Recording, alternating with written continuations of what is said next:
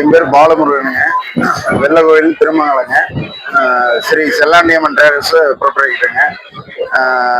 இந்த போன வாரம் கம்ப்ளைண்ட் கொடுத்துருந்தேங்க. மூபிஎஸ் சாமிநாதன் வச்சுட்டு வக்கீல் முருகேஷ் ஜிபியா இருந்தா அப்படிங்க.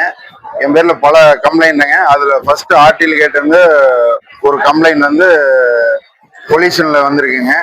பொல்யூஷன்ல எத்தனை பேஜுங்க? 486 பேஜுங்க. டெய்லி பெட்டிஷனுங்க. கரெக்டான ஆவணங்கள் எடுத்து கரெக்டான முறையை நிர்வாகம் பண்ணிட்டு இருந்த மில்லுக்கு இத்தனை பெட்டிஷன் ஒரு துறைக்கு. அப்போ இன்னும் எத்தனை துறைக்கு எத்தனை பெட்டிஷனுங்க? இதே அவர் வந்து மூபிஎஸ் சாமிநாதன் வச்சுட்டு பண்ணதுங்க. இது பல தடவையும் அமைச்சர்கிட்ட சொல்லியிருந்தேங்க, அந்த நடவடிக்கை இல்லைங்க. இந்த காரணத்தை வச்சு என்னுடைய ஃபேக்டரியை மூடிட்டாங்க. இதுக்கு வந்து நான் தீர்வு வேணும்னு கேட்கறதுக்கு வந்திருக்கேங்க. என்ன பெட்டிஷன் கொடுத்துருக்கு அப்படின்னா, ஆடு மாடு வந்து தூங்கல, நாய் தூங்கல, குருவி கத்துது, தவக்காய் கத்துது, இதெல்லாம் வந்து கொடுத்துருக்கு அப்படிங்க. கைப்பட எழுதின பெட்டிஷனுங்க. இது வந்து ஒரு அட்வொகேட்டா இருந்து ஒரு ஆடு மாடு தூங்கல, குருவி கத்துது, நாய் கத்துது, மாடு ஏசி கேட்டுது, இதெல்லாம் வந்து கம்ப்ளைண்ட் பண்ணிருக்கு அப்படிங்க. இதுதான் ஒரு அட்வொகேட்டினுடைய இதுங்களா? முறையான ஒரு இது ஆடு மாடெல்லாம் போய் அவன்கிட்ட கம்ப்ளைண்ட் கொடுக்குன்னு இது எவ்வளவு பெரிய லாயரா இருப்பானுங்க.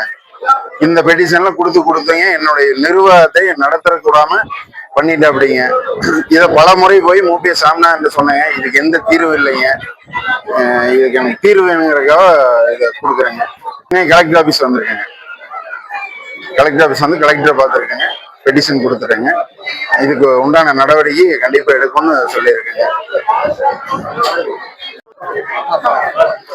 இவனுக்கு நேம் வந்து கரெக்டா ஒருத்தர் வச்சிருக்காங்க, வண்டு முருகன். வண்டனுடைய தன்மை என்னன்னா, ஒரு தென்னை மரத்துல போய் விழுந்தேன்னா அதை வந்து பூண்டோட அழிச்சிருங்க. வண்டு வந்து ஒரு மரத்தை அழிச்சிருங்க. அது மாதிரி வண்டை கேவலப்படுத்த விரும்பலைங்க. அந்த மாதிரி எங்க போனாலும் அழிச்சு எல்லாத்தையும் காலி பண்றதும் இவனுடைய வேலையங்க. அது மூபிஎஸ் சாமிநாதன் அமைச்சர் வச்சுட்டு, செய்தித்துறை அமைச்சர் வச்சுட்டு இந்த வேலை பண்ணிட்டு இருக்காங்க. இதுக்கு நல்ல தீர்வு வேணுங்க.